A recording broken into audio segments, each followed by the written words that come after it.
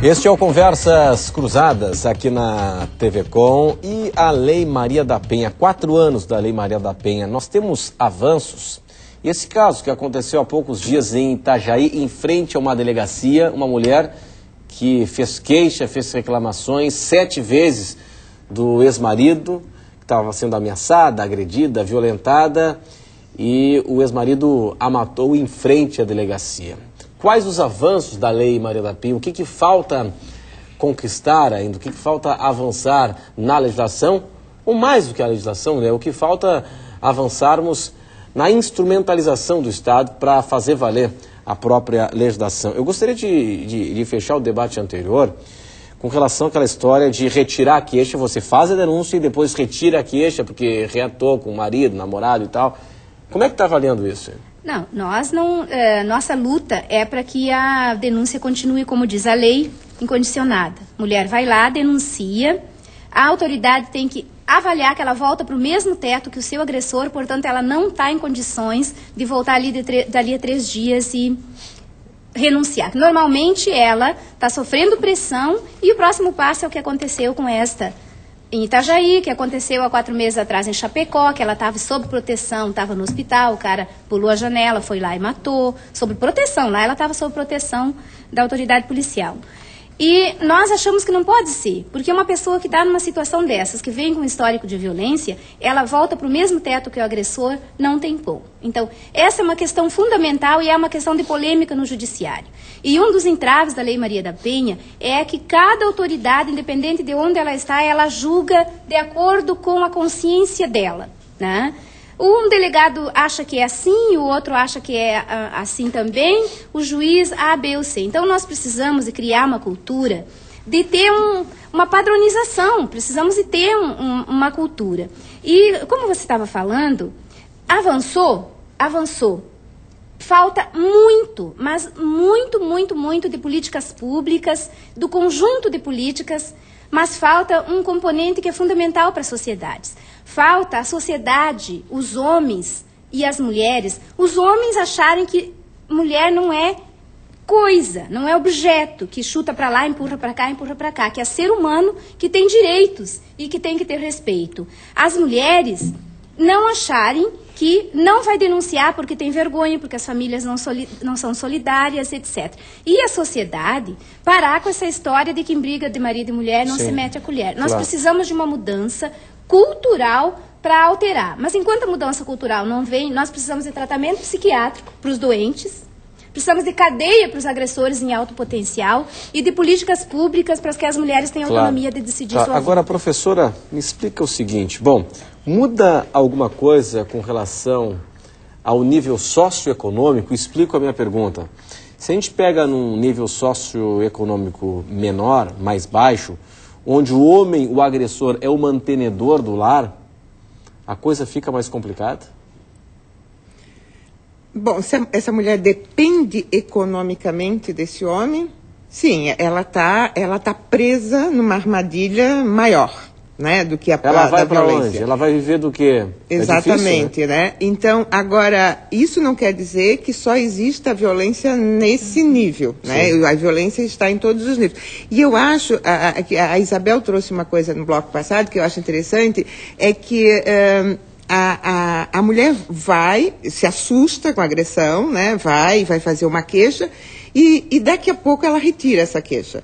Porque, na verdade, nós temos uma cultura sobre o amor na nossa sociedade, que o amor tem um valor muito grande. Ninguém acredita, no fundo, que aquela pessoa que nos ama vai nos matar. Então, muitas dessas mulheres são vítimas porque, apesar de toda a violência, apesar do medo, mas ela sempre está achando que não, ele não vai fazer aquilo com ela, porque afinal ele ama, ela tem filho com ele. Mesmo depois do primeiro tapa? Mesmo depois. Renato, nós temos uma crença muito grande no amor. Isso é muito forte na nossa sociedade. Então, a pessoa arruma 1000 desculpas. Então, o grande erro é não sair de casa ou não tomar providências, não denunciar, no primeiro tapa? Na década de 70... Na primeira tentativa de agressão. Porque a partir do momento que você tolera, aceita a primeira, aceita a segunda, aceita a terceira, isso não cria até um ambiente de normalidade, né? A violência psicológica que as mulheres sofrem no cotidiano é algo assustador, as doenças depressivas e tal. Agora, por isso que na década de 70, o movimento feminista começou a dizer para as mulheres: quem ama não mata, não agride, não maltrata. Isso é uma palavra de ordem para nós quase que sagrada. Porque essa coisa do amor não vai matar, essa coisa da estrutura familiar, que todo mundo fala na defesa da família, mas ninguém abre a porta para ver o que essa família, o que tem dentro, né? Que 90% da violência contra os idosos, contra as crianças e contra as mulheres acontece ali do lado de dentro daquela porta. Como é que é isso? Como é que está esse negócio ali, né?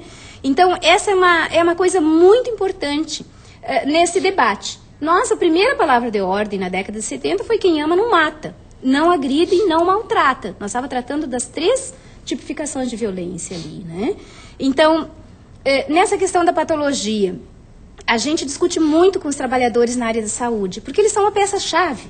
Porque, na maioria das vezes, é lá no posto de saúde que bate a violência doméstica. E aquele trabalhador ali tem que estar preparado para compreender que aquilo ali é resultado de uma violência doméstica. Agora, este não é um fenômeno desta sociedade doente do século XXI. A história da humanidade é a história cumulativa de violência. A dominação de um povo pelo outro, a conquista territorial é a lei do mais forte. Quantos casos nós temos ao longo da história de ocupação de espaço, de ocupação de corpos, de estupros coletivos e por aí vai, né? Isso desde o século XV. Né? Essa história, o ser humano ele é violento por natureza. Exato.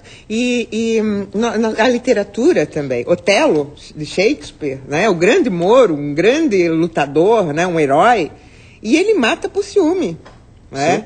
Então, há todo também um romantismo. Isso é uma construção social, é uma construção cultural. E que eu acho que a lei faz parte. Agora, há que ter discursos, há que ter debate, há que ver, e não só a violência não só através do olhar da lei, mas como uma questão de saúde também, como uma questão da nossa cultura. Nós vivemos uma cultura de violência, gente, muito, muito grande hoje. Tudo se resolve pela violência. As pessoas têm pouca consistência, essa impulsividade do contemporâneo.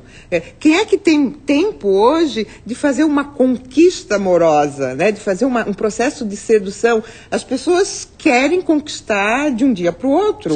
Sem dúvida, sem dúvida. Isso tudo leva a um frenesi em que, quando a resposta é negativa, o sujeito não aceita, se frustra. Claro. Aqui o Anderson Nazário, pelo Twitter, ele diz o seguinte: a Lei Maria da Penha ajudou muito, mas também tem muitas simulações. Histórico do casal, gravidade, precisam ser analisados pelo juiz, é o que diz o Anderson Nazário. Agora, delegado, é importante até de forma didática para a senhora explicar para o nosso telespectador como a coisa acontece na prática. Bom, a mulher, ela apresenta a denúncia na delegacia e, normalmente, quando é a primeira denúncia que ela faz, mas não é a primeira vez que ela apanhou, né?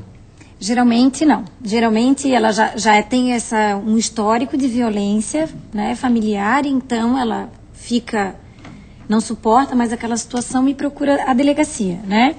A dinâmica da delegacia que eu trabalho é um pouco diferenciada da dinâmica de uma delegacia especializada, né? Na unidade que eu trabalho, que é em Palhoça, não é uma unidade especializada para atendimento de vítimas mulheres, né? Não é uma delegacia especializada, mas nas especializadas essa mulher passa por uma triagem de um psicólogo, passa por uma entrevista do psicólogo, que eu acho muito importante. Lá tem um psicólogo? Na delegacia especializada tem. Em Palhoça nós não temos um psicólogo, né? Então a mulher chega, registra o boletim de ocorrência. Até para abordagem adequada. Exatamente, porque assim, ó, eu ouso discordar da senhora quando diz que o Estado, ele tem que... A interferência do Estado, eu acredito que tem que ter, porque muitas vezes foge do controle. Mas, na minha opinião, ela tem que ser uma interferência cautelosa.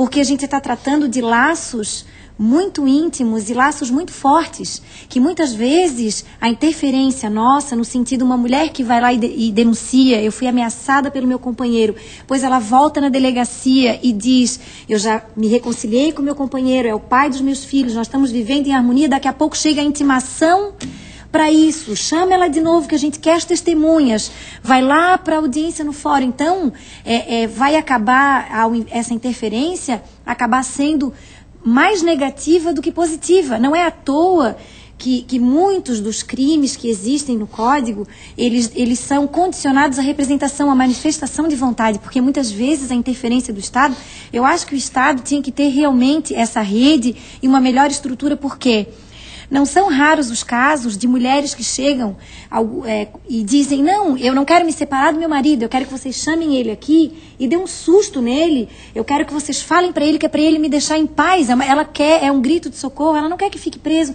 porque a gente está falando aqui da relação homem-mulher. Mas muitas das vítimas de violência doméstica são mães que são agredidas pelos filhos, dependentes químicos. Essas também são vítimas de violência doméstica. Também existe muito ocorrência nesse sentido, que está dentro do contexto também da violência doméstica. E uma mãe não quer ver o filho preso. Uma mãe quer que o filho se trate da dependência química. Aí não encontra a vaga. Exatamente. Então, e o filho não quer, há uma resistência. Então, eu acho que tem que haver, sim, a intervenção do Estado com a punição. Às vezes a pessoa foi ofendida, chega lá com o olho roxo, chega com o braço quebrado. Aquela pessoa tem que responder por aquilo que fez. Mas eu acho que a intervenção do Estado tem que ser cautelosa. Porque, às vezes, a gente pode... O problema, delegada, é como é que se decide o limite da cautela. Quer dizer, uma intervenção cautelosa. Uma pessoa que vive sobre o mesmo teto. Que o único pão que entra dentro de casa é pela mão do agressor. Sim. Que está com medo da vida e com medo de tudo. Uma sociedade que é preconceituosa, talvez uma família que não lhe dê apoio.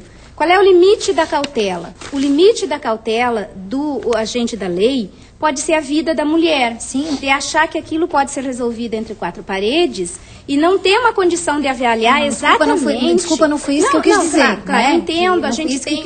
Nós temos um excelente diálogo com os operadores, principalmente da polícia, avançou muito a nível nacional o diálogo, a formação com a polícia, mas qual é o limite? Nós chegamos a ponto de ter uma lei porque o problema ele precisava sair do mundo privado. Nós defendemos uma rede de proteção. Para nós, do movimento social, do movimento de mulheres, para nós a última instância seria a polícia. Toda a rede de amparo teria que vir anteriormente. A polícia seria o desastre, digamos, ali chegou no desastre final, fim de linha. Ali não tem mais solução, né? Então nós defendemos uma rede de proteção, porque o Estado, os agentes, operadores da lei ou em outras pontas, eles, com base no que você decide o limite da cautela, se esse casal tem como se reconciliar ou não. Esse pode ser o custo da vida, e tem sido o custo da vida de milhares de mulheres no Brasil. Essa questão de não querer interferir no mundo privado, quem sabe vão se relacionar de novo, como é. Não fica, nós não ficamos sistema de saúde,